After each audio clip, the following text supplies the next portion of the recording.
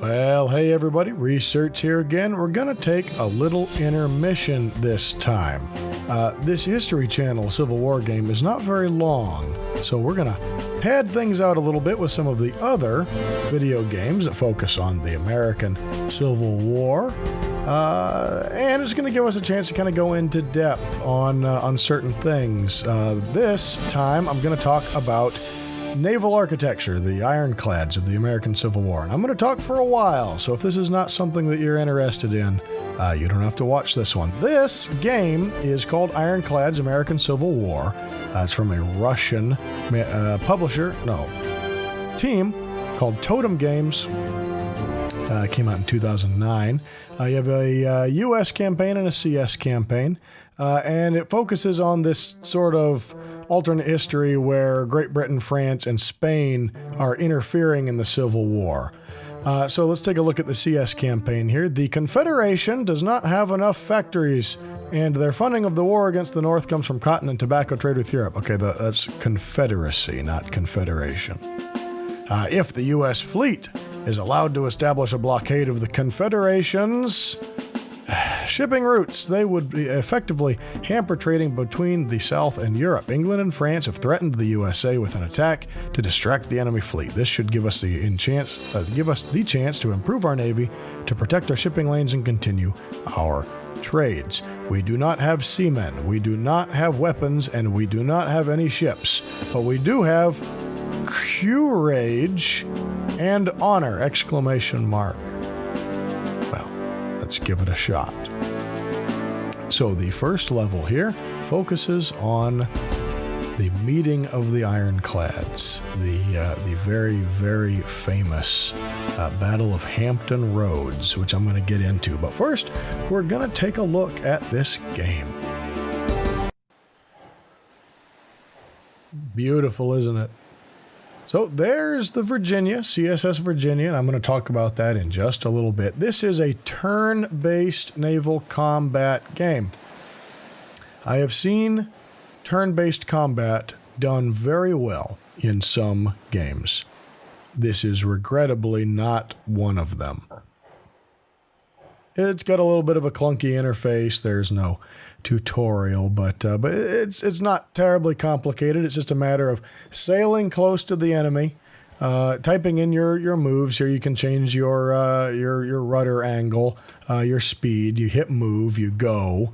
You use up all your movement points, and if possible, you fire your guns. And once you have done this on all your ships, you end your turn, and the enemy does their turn. So these three ships, these little gunboats here, are grouped together. So they're all going to stay together until I separate them. The CSS Teaser was a real ship. Well, I suppose all three of these guys, the Jamestown and the Raleigh, were all real ships, but they would not have been appropriate for this type of attack. So I have 4 ships. The enemy has 3 ships. Here's Hampton Roads. There's Newport News off there to the left, the James River to the left, and then if you are familiar with the Battle of Hampton Roads, this is a very fun map to look at because this battle was fought over 2 days all over this place. So in this little strategic map, you can click on your individual ships. You can see their stats. Unfortunately, most of this is in metric, and that's a little strange for a Civil War game. So it's a little challenging to figure out what the hell guns they think these ships have, but it doesn't really matter, as you will soon see. So there's the Monitor, the enemy ship, the cheese box on a raft, they called it, the pillbox on a shingle. It was a very strange ship for that time. And then they have a couple of gunboats coming along as well. So we can just check these guys out, see what kind of armament they have, see what sort of speed and maneuverability they have. But though, again, that's going to play almost no role here at all, as you will soon see. So get used to this. You're going to be looking at this for a little while. I'm really not going to get too much into this game. This is not a very deep game, and it's a very slow-paced game. But what it's attempting to do is give you an idea of ironclad combat, decently realistic ironclad combat. Unfortunately, realistic ironclad combat mostly means ships sailing around and firing at each other with little to no effect, which doesn't make for very engaging gameplay, does it? So, what I'm going to do is tell you about the Battle of Hampton Roads. So, let's back up a little bit. The Battle of Hampton Roads is generally referred to as either the Battle of the Monitor and the Merrimac or the Battle of the Ironclads. Now, the two ships, the Monitor on the Union side and the Merrimac on the Confederate side, the jury's still out on whether the ship should be called the Merrimac or the Virginia. The Merrimac was the Union ship, the USS Merrimac, but it was abandoned and burned to its waterline when Confederate forces were moving in. The Confederates captured it and rebuilt it into an ironclad and called it the CSS Virginia. But Monitor and Merrimac kind of rolls off the tongue there, doesn't it? So people do tend to prefer that. So the Battle of the Ironclads was a very, very important event in naval history. It is arguably the most important naval battle of the American Civil War, at least from the standpoint of the development of navies. It was fought over 2 days, March 8th and March 9th, 1862, in Hampton Roads, an area in Virginia where the Elizabeth and the Nansemond rivers meet the James River, right where it's entering Chesapeake Bay. Now the city of Norfolk is right in that area. This battle was part of the effort of the Confederacy to break the Union blockade, which was cutting off Virginia's largest cities, Norfolk and Richmond, from international trade. The South depended greatly on European trade, and so a blockade was particularly effective against them. The major significance of the battle is that it was the first meeting in combat of ironclad warships, the Monitor and the Virginia. The Confederate fleet consisted of the ironclad ram. It was built with a ram. The Virginia, built from the remnants of the USS Merrimac, and several smaller supporting vessels that really didn't do very much during the battle. On the first day of the battle, they were opposed by several regular old wooden-hulled ships in the Union Navy. The Virginia was able to destroy 2 ships in the flotilla, the USS Congress and the USS Cumberland, and it was going to attack a third, the USS Minnesota, which had run aground. In fact, all 3 ships had run aground at some point during the battle, which was a little embarrassing. Unfortunately, the action was halted by darkness and falling tide, so the Virginia retired to go back up the river and take care of her wounded, which included her captain, Frank Buchanan, and to repair her minimal damage. Interesting thing here, the USS Minnesota, the ship that had run aground, was the Merrimac's sister ship. So here you had a wooden version and an ironclad version of the same ship battling it out. So how better to compare the effectiveness of those 2 different ships? The Cumberland was run aground and was given a chance to surrender. They did not and opened fire. And Franklin Buchanan, the captain of the Virginia, was so incensed by this that he had red hot shot, loaded into the cannon. He fired that into the Cumberland, set it on fire, and was still so insane with rage that he grabbed his own rifle and went up on deck and started firing. And unfortunately, he was very obviously the captain.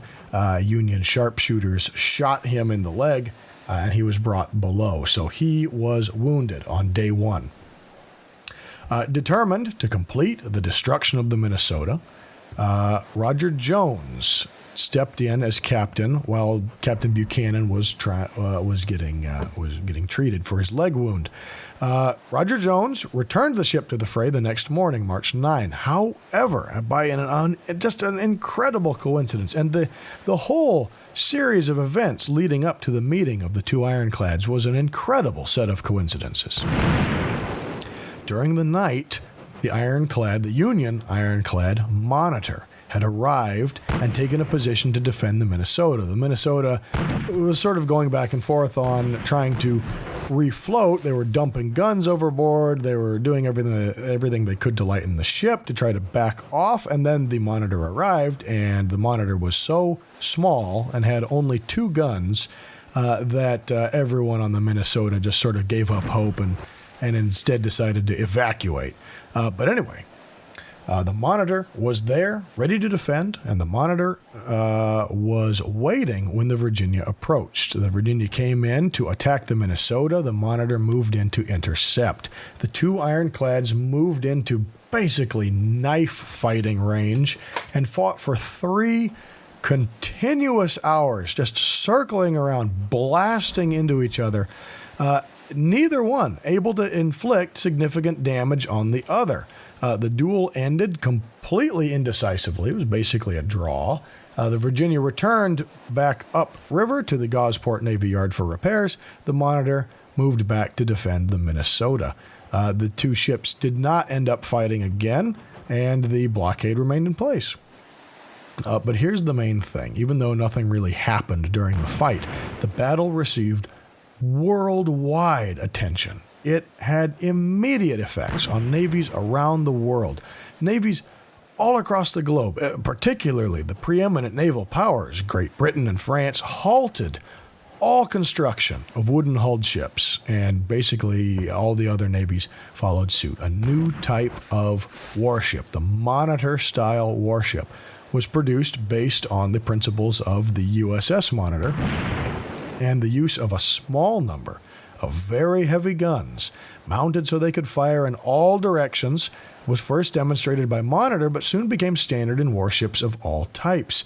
And then for various terrible reasons, the shipbuilders also incorporated rams into the design of warship hulls for the rest of the century. I should mention that the Virginia was a steam ram and used that ram on day 1 of the battle and sank a ship with it. So everyone looked at that example and said, hey, rams have now been successful in 100% of all ironclad battles, so let's do that. And it was not good. It was not a useful addition, but nobody really knew that.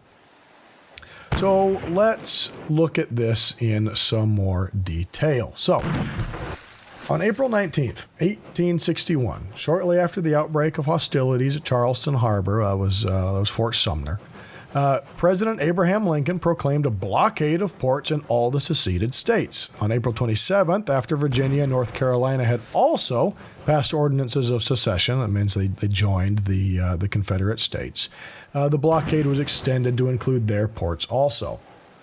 But even before the extension, local troops seized the Norfolk area and threatened the Gosport Navy Yard in Portsmouth. The commandant there, Captain Charles S. Macaulay, was loyal to the Union, but he was immobilized by the advice he received from his subordinate officers, mostly people who were not loyal to the Union. So he had orders from Secretary of the Navy Gideon Welles to move all of his ships to northern ports, but he waited, he was indecisive, he didn't act until April 20th, when he finally gave orders to scuttle the ships and destroy the facilities.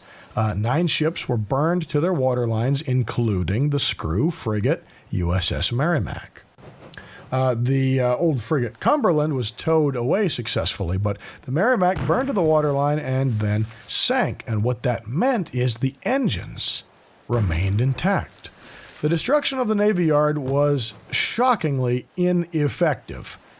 You would think it would be pretty easy to destroy a yard full of flammable explosive things, but they did not do a very good job at all. In particular, the large dry dock there was relatively undamaged and was very quickly put back into action by the Confederates. And without firing a shot, the advocates of secession had gained for the South its now largest Navy yard, as well as the hull and engines of what would very quickly become its most famous warship. They seized more than 1,000 heavy guns, gun carriages, and incredibly large quantities of gunpowder. Well done, Captain Charles S. Macaulay. So, with Norfolk and its Navy Yard in Portsmouth, the Confederacy controlled the southern side of Hampton Roads. To prevent Union warships from attacking the yard, the Confederates set up batteries at Sewell's Point and Craney Island, which you would have just seen here on the little two-dimensional strategic map here in this terrible, terrible game.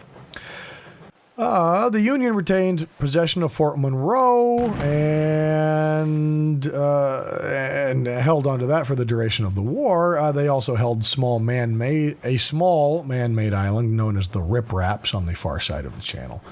It doesn't matter. Fort Monroe and Fort Wool gave the Union forces control of the entrance to Hampton Roads.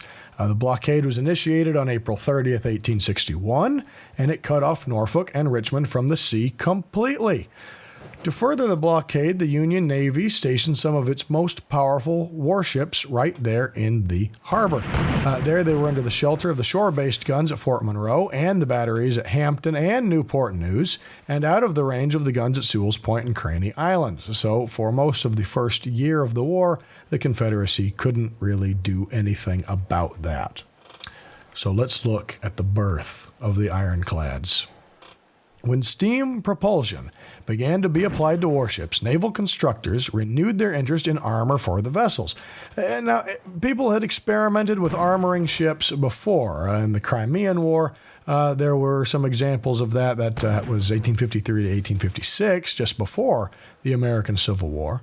And I apologize if I keep referring to the Civil War as the Civil War and not the American Civil War. I realize that not all of you will jump to assuming that it is the American Civil War. I am sorry about that. So the British and the French navies had each built armored ships and were planning to build others. In the 1860s, the French Navy built La Gloire, the world's first ocean-going ironclad warship. Great Britain followed 1 year later with the HMS Warrior. The Warrior was such an interesting-looking ship. It looked like an old-timey wooden sailing ship, big ship of the line, some, HMS Victory-looking thing, only just pitch black, just evil-looking iron thing. But the use of armor remained controversial, and the ships never really went on to any distinction. And the U.S. Navy was pretty reluctant to embrace the new technology. The middle of a war is not the time to start experimenting with something like that. So, Civil War broke out in 1861. Confederate Secretary of the Navy, Stephen R. Mallory, was an enthusiast for the advantages of armor.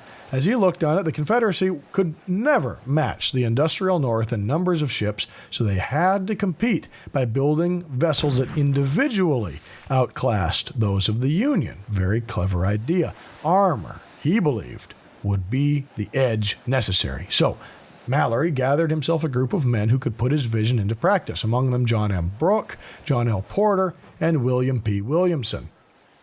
Mallory's men searched the South for factories that could build engines to drive the heavy, very heavy ships that he wanted, but he found no place to do it immediately. The best facility right off the bat was the Tredegar Iron Works there in Richmond. Building engines from scratch would take at least a year. That wasn't going to work. So Williamson suggested taking the engines out of the burned-up Merrimack. It had been raised off of the bottom of the river at this point, but nobody really knew what to do with it. His colleagues accepted the suggestion, and they expanded it, proposing their design of their projected ironclad onto that existing hull. Porter produced the revised plans, which were submitted to Mallory for approval. On July 11th, 1861, the new design was accepted, and work began almost immediately. The burned-out hull was towed onto the graving dock that the Union Navy had failed to destroy. That's the big old dry dock there. Well done. During the subsequent conversion process, the plans developed further. So they were inventing this thing as they went. They were just kind of making it up along the way. Very, very impressive stuff. So the plans were developed to incorporate an iron ram. The remodeled ship's offense, in addition to the ram, consisted of 10 guns, 6 9-inch guns, smoothbore Dahlgren guns, 2 6.5-inch guns, and 2 7-inch Brook rifles. That's right, rifles, rifled cannon. That was a big deal at this time. Trials showed that these rifles, firing solid shot, could pierce up to 8 inches of armor plating, and the Tredegar Ironworks could produce both solid shot and shell in this case being an exploding shell. And since it was believed that the Virginia would only face wooden ships, she was given only shells. The armor plating, originally meant to be 1 inch thick, was replaced by double plates, each 2 inches thick, backed by 24 inches of iron and pine wood. The idea there was that it would be an energy-absorbing cushion.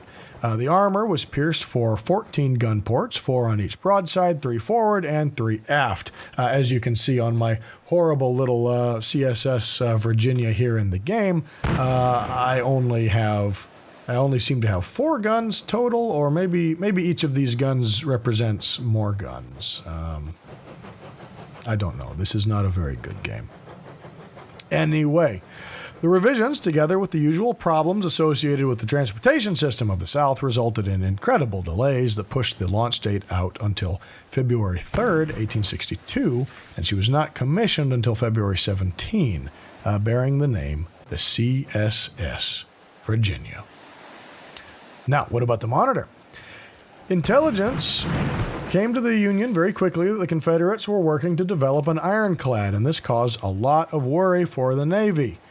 Secretary of the Navy Gideon Wells waited for Congress to meet to request permission to consider building armored vessels. Congress gave this permission on August 3rd, 1861.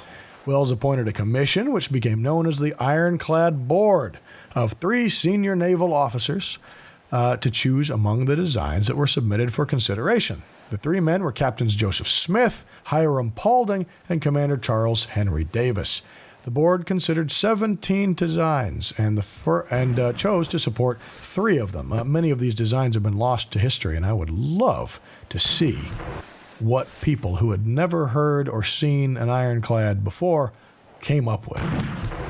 Anyway, first of the 3 to be completed, even though she was by far the most radical in design, was Swedish engineer and inventor John Ericsson's USS Monitor. Ericsson's Monitor was built at Ericsson's Yard on the East River in Greenpoint, Brooklyn. Incorporated new and striking design features, the most significant of which were her armor, obviously, and armament.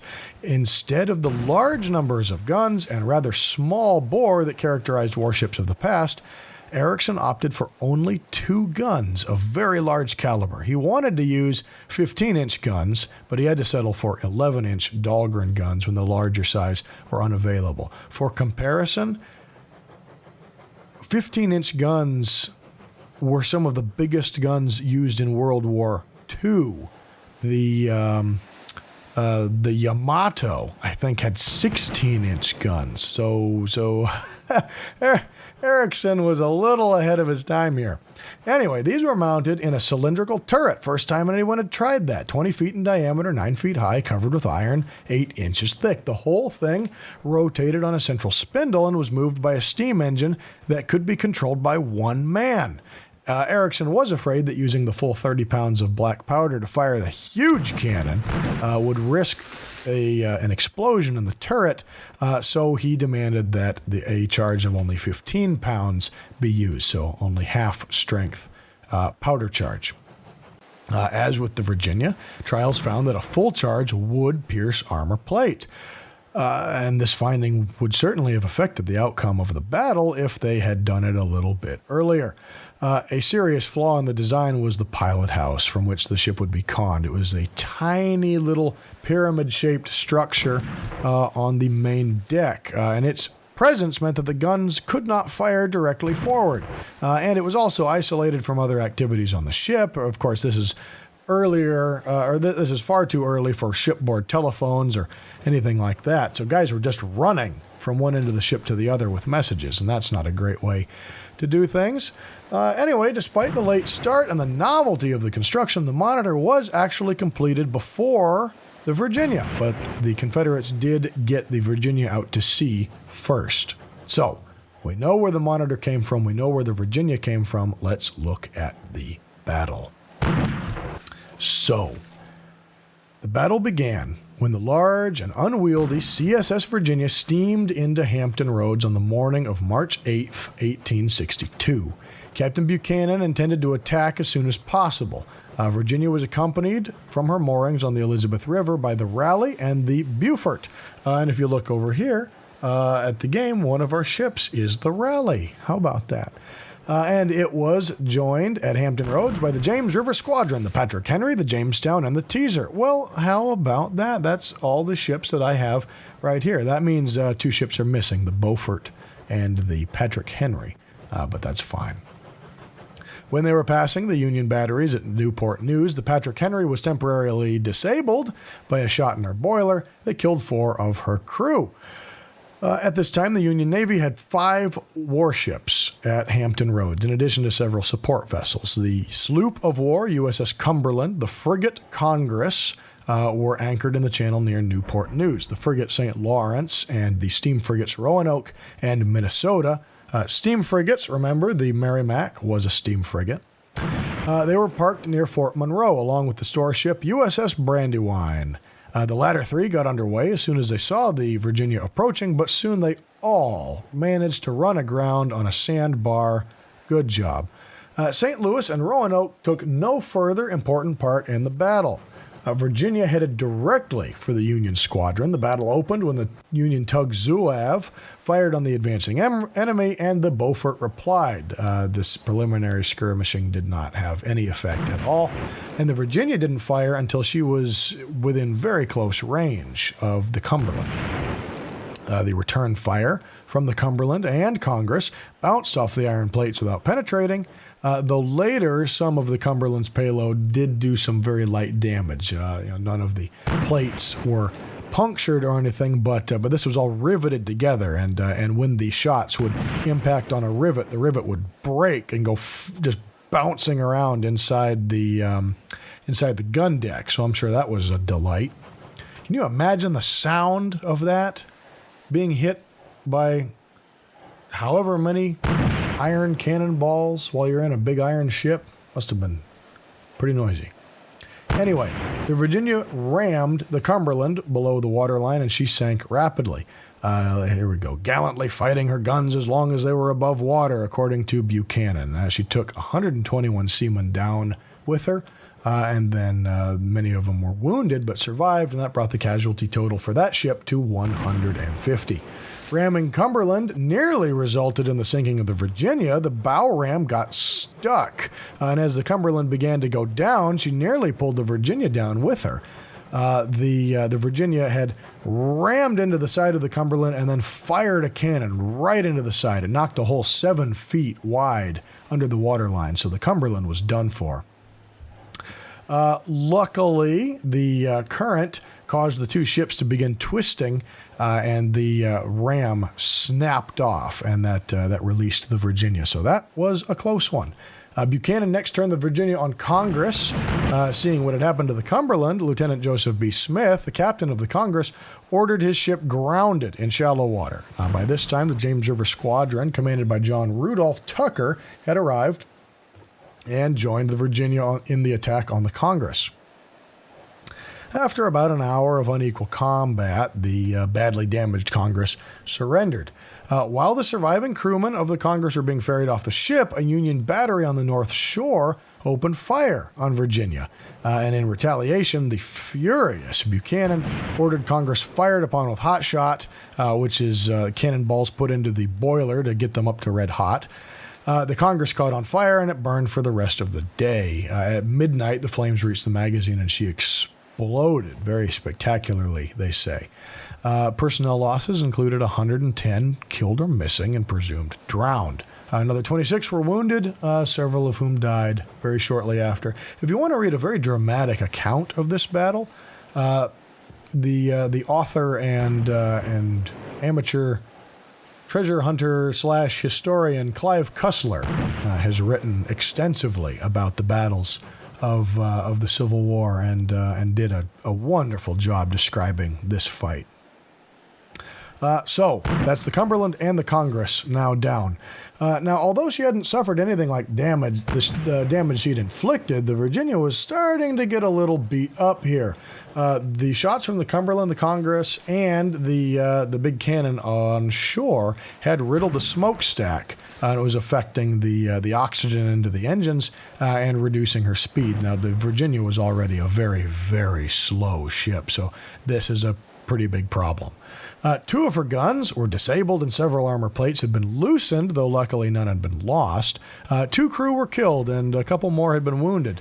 And one of the wounded was Captain Buchanan, who, as I mentioned earlier, had gotten up on the deck firing his own rifle. He was so incensed by being fired on after he'd allowed the Congress to surrender. So the James River Squadron had turned its attention to the Minnesota. The Minnesota, of course, was the one that had run aground. After the Virginia had dealt with the surrender of the Congress, she joined the James River Squadron despite her damage. But because of her deep draft and the falling tide, Virginia wasn't able to get close enough to be effective. I mean, if 3 ships that are not covered in thousands of pounds of iron manage to get stuck on shore, you can bet that something as heavy as the Virginia is not going to be able to operate in shallow water. So, Virginia could not get close enough, couldn't be effective, darkness was falling, so the attack was suspended. Virginia left with the expectation of coming down the next day and completing the task. She retreated to the safety of Confederate-controlled waters off Sewell's Point for the night, had killed 400 enemy sailors, and had only lost 2 crew members. The Union had lost 2 ships, and 3 were now aground. The United States Navy's greatest defeat until World War II had now caused a panic in Washington as Lincoln's cabinet met to discuss the disaster. Secretary of War Edwin Stanton told the others that the Virginia might attack East Coast cities, might even come up and shell the White House before the meeting ended. He kept staring out the window like he thought it was just going to come rumbling up Pennsylvania Avenue. But Wells assured his colleagues that they were safe because the ship could not traverse the Potomac River. And he also added the Union had an ironclad of its own, and it was heading to meet the Virginia. So let's look at part 2 of this battle, March 9th, Monitor versus Virginia. So both sides used the respite to prepare for the next day. Virginia put her wounded ashore and underwent temporary repairs. Captain Buchanan, unfortunately, was among the wounded, so command on the second day fell to his XO, Lieutenant Catesby Roger Jones. Jones proved to be no less aggressive than the man he replaced. And while the Virginia was being prepared for the renewal of battle, and while the Congress was still ablaze, Monitor, commanded by Lieutenant John L. Worden, arrived in Hampton Roads. The Union ironclad had been rushed to Hampton Roads, been dragged by tugs most of the way because it, like the Virginia, was very, very slow. It had been rushed to Hampton Roads in hopes of protecting the Union fleet and preventing Virginia from threatening Union cities. Now, Captain Worden was informed that his primary task was to protect Minnesota. So Monitor took up position near the ground of Minnesota and waited.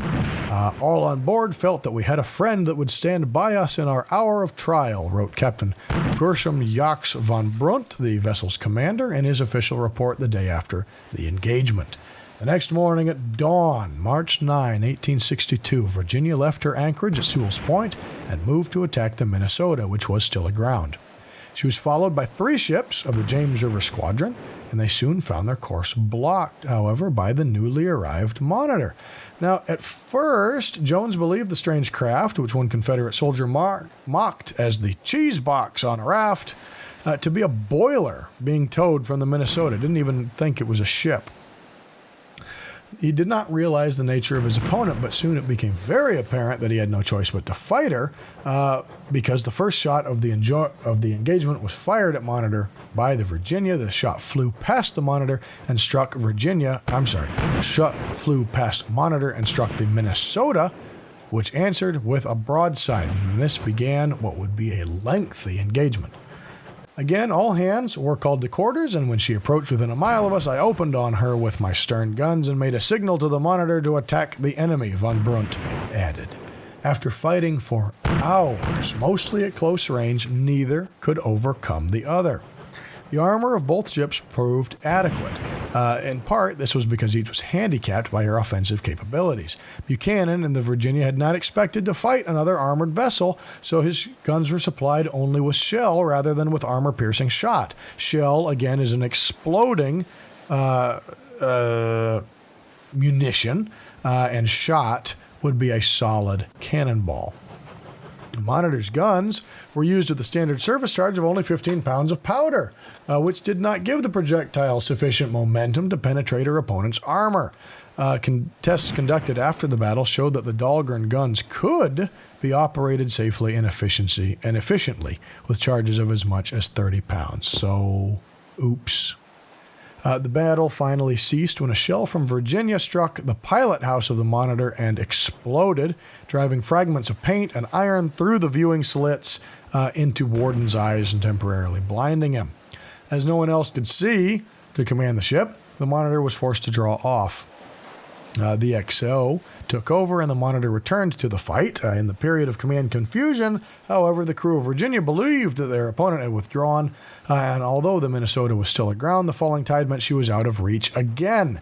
Furthermore, the Virginia had suffered quite enough damage to require extensive repair, much more than day one, and convinced that his ship had won the day, Jones ordered her back to Norfolk. At about this time, the Monitor returned, only to discover her opponent apparently giving up the fight, and convinced that the Virginia was quitting, and with orders only to protect the Minnesota and not risk his ship unnecessarily, Greene did not pursue. Thus, both sides misinterpreted the moves of the other, and as a result, each claimed victory. Very, very strange. Confederate Secretary of the Navy Stephen Mallory wrote to President Davis, Confederate President Jefferson Davis, of the action.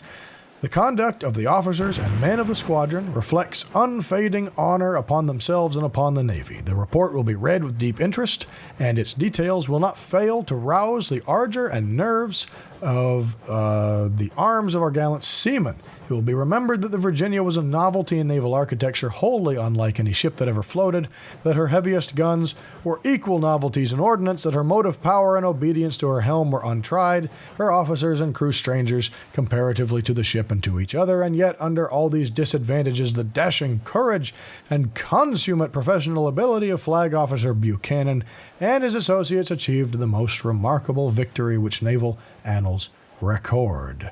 In Washington, the belief that the Monitor had vanquished the Virginia was so strong that Worden and his men were awarded the thanks of Congress. Clearly there was a little bit of miscommunication happening here.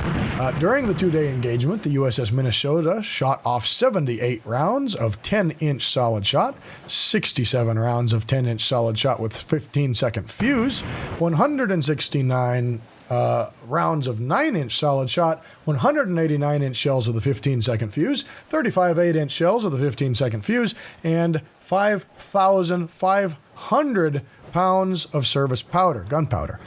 3 crew members were killed during the battle and 16 were wounded, and one of Monitor's crew was awarded the Medal of Honor. How about that? So, who won? Nobody. This was a very odd situation. So, the Virginia remained in dry dock for almost a month, getting repairs for the battle damage as well as minor modifications to improve her performance. On April 4th, she was able to leave dry dock. Buchanan, still recovering from his wound, had hoped that Catesby Jones would be picked to succeed him, and most observers believed Jones's performance during the battle was outstanding. Unfortunately, the seniority system for promotion in the Navy scuttled his chances, however, and the post went to 67-year-old Commodore Josiah Tatnall. Monitor, not severely damaged, remained on duty. And like his antagonist Jones, Greene was deemed too young to remain as captain. The day after the battle, he was replaced with Lieutenant Thomas Selfridge, and 2 days later, Selfridge was relieved by Lieutenant William Nicholson Jeffers. By late March, the Union blockade fleet had been augmented by refitted civilian ships. That included the SS Vanderbilt, the SS Arago, the SS Illinois, and the SS Erickson. How about that? These had been outfitted with rams and iron plating. By late April, the new Ironclads, E.A. Stevens, and the USS Galena had also joined the blockade. And each side now had to consider how best to eliminate the threat posed by its opponent. And after Virginia returned, each side tried to goad the other into attacking under unfavorable circumstances. Both captains declined the opportunity to fight in water not of their own choosing. Jeffers, in particular, was under positive orders not to risk his ship, and consequently, each vessel spent the next month in what amounted to posturing. Not only did the two ships not fight each other, neither ship ever fought again. It was so strange. Eventually, both ships were lost here. The end came first for the Virginia. The blockade was unbroken. Norfolk was of such little strategic use to the Confederacy, and preliminary plans were laid up to move the ships up the James River to Richmond. Before adequate preparations could be made, the Confederate Army under Major General Benjamin Huger abandoned the city on May 9th without consulting anybody from the Navy. Virginia's draft was too great to permit her to pass up the river, which had a depth of only 18 feet, and then only under favorable circumstances. She was trapped, and she could only be captured or sunk by the Union Navy, and rather than allow either, Tatnall decided to destroy his own ship. He had her towed down to Craney Island in Portsmouth, where the gang were taken ashore, and she was set on fire. She burned for the rest of the day, most of the following night, and shortly before dawn, the flames reached her magazine, and she blew up. Amazingly enough, Monitor likewise did not survive the year. She was ordered to Beaufort, North Carolina on Christmas Day to take part in the blockade over there. While she was being towed down the coast under command of her fourth captain, the wind increased and the waves grew high, and the Monitor has no high sides, began taking on water. Soon the water in the hold gained on the pumps, and then put out the fires in the engines. The order was given to abandon ship, and most of the men were rescued by the USS Rhode Island, but 16 men went down with her when she sank in the early hours of December 31st, 1861. So who won? The victory claims that were made by both sides in the immediate aftermath of the Battle of Hampton Roads, based as both were on the misinterpretations of their opponent's behavior, have been dismissed by present-day historians. They agree that the result of the Monitor-Merrimac encounter was not a victory for either side, as the combat between the Ironclads was the primary significance of the battle. This general verdict is that the overall result is a draw. All would acknowledge that the Southern fleet inflicted more damage than it received, which would ordinarily imply that they gained a tactical victory. Compared to other Civil War battles, the loss of men and ships for the Union Navy would be considered a clear defeat, but on the other hand, the blockade was not seriously threatened, so the entire battle can be regarded as an assault that ultimately failed. However, initially after the Battle of Hampton Roads, both the Confederates and the Unions used media to claim victory for their own sides. The headline, a Boston newspaper the day after the battle read, "The Merrimac driven back by the steamer," implied a Union victory, while Confederate media focused on the original success against the wooden ships like the Cumberland.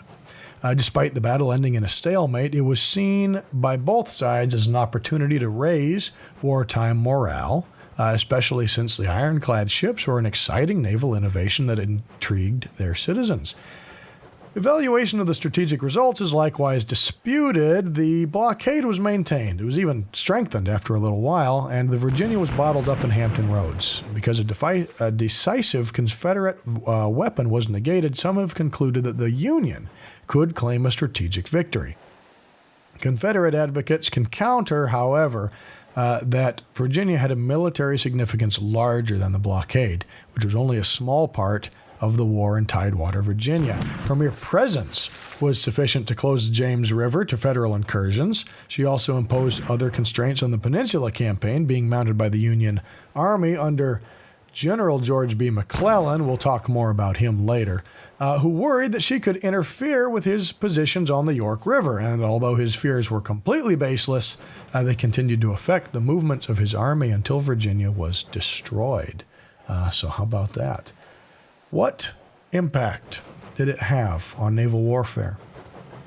Both days of the battle attracted attention from all the world's navies. The USS Monitor became the prototype for the Monitor warship type. She became the first of two ships whose names were applied to entire classes of their successors. The first was the Monitor. The second was the HMS Dreadnought. Many more were built, including river monitors, and they played key roles in Civil War battles, particularly on the Mississippi and James Rivers. The U.S. immediately started the construction of 10 more monitors based on Ericsson's original larger plan, which became known as the Passaic class. However, while the design proved exceptionally well suited for river combat, the low profile and the heavy turret caused very poor seaworthiness in rough waters. Russia, fearing the American Civil War would spill into Russian Alaska, launched 10 sister ships as soon as Ericsson's plan reached St. Petersburg. What followed has been described as Monitor Mania. The revolving turret later inspired similar designs for future warships, which eventually became the modern battleship. The vulnerability of wooden hulls to armored ships was noted particularly in Britain and France, where the wisdom of the planned conversion of the battle fleet to armor was given a powerful demonstration. Another feature that was emulated was not so successful. Impressed by the ease with which the Virginia had sunk the Cumberland, the naval architects began to incorporate rams into their hull designs. The first purpose-built ram in the modern era was the French armored ram Taraou, in 1863, whose guns were said to have had the sole function of preparing the way for the ram. The inclusion of rams in warship hull design persisted almost to the outbreak of World War I, despite improvements in naval gunnery that quickly made close action between warships almost suicidal, if not impossible. The Battle of Hampton Roads was a significant event in both naval and Civil War history. It's been detailed in many books, documentaries, film, TV shows, all sorts of things. In New York City, where the designer of the Monitor, John Erickson, died in 1889, a statue was commissioned by the state to commemorate the battle between the Ironclads. The statue features a stylized male allegorical figure on water between two iron cleats, and it is located in McGolrick Park. In Virginia, the state dedicated the Monitor Merrimack Overlook at Anderson Park on a jetty that overlooks the site of the battle. The park contains several historical markers commemorating both ships, and in 1992, Virginia dedicated the $400 million, 4.6-mile-long Monitor Merrimack Memorial Bridge Tunnel, which is located less than 1 mile from the site of the battle. Well, I think that's probably enough talking about the Monitor and the Virginia for now. It's a topic that interests me greatly. It's not often in history that one day changes the entire course of the future of a science. In this case, the day the Monitor and the Virginia had their fight, every navy in the world became obsolete. How often does that happen? For my own part, though, as interesting as I find it, the battle really didn't play that big of a role in the larger part of the war, but it is still interesting to see the historical impact on such things. So, I'm going to throw in another couple of videos like this along the way. This History Channel game is 11 levels long, and these levels are mostly very, very short. A lot of these other Civil War games don't deserve an entire Let's Play, so I'm just going to throw these little intermissions in from time to time. So, this was intermission number 1. Let me know if you like it. Let me know if I talked too much, and I'll see you at the next level of the History Channel game. Goodbye.